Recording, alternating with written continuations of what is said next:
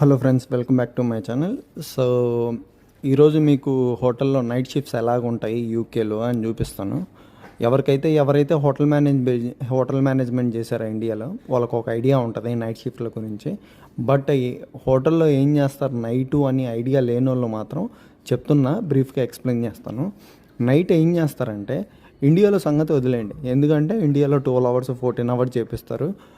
దానికి తగ్గట్టు మనీ కూడా ఇవ్వరు. నేనేమి ఇండియాని కించపరచట్లేదు, చెప్తున్నా.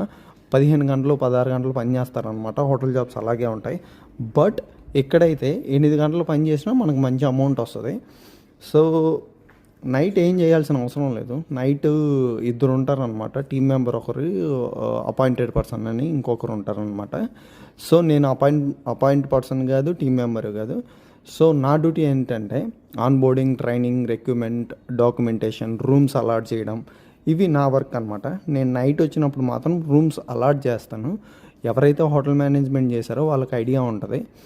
సో ఇక్కడికి వచ్చిన తర్వాత నేను ఎంఎస్సీ చేశాను, masters in international business management.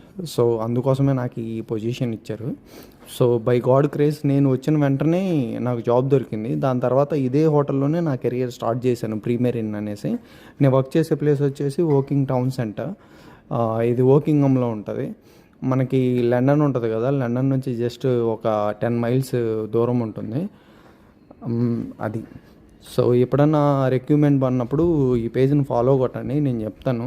వెబ్సైట్కి వెళ్ళి లింక్ పెడతాను అనమాట నా యూట్యూబ్ ఛానల్లో. సో దానికి వెళ్ళి అప్లై చేయండి.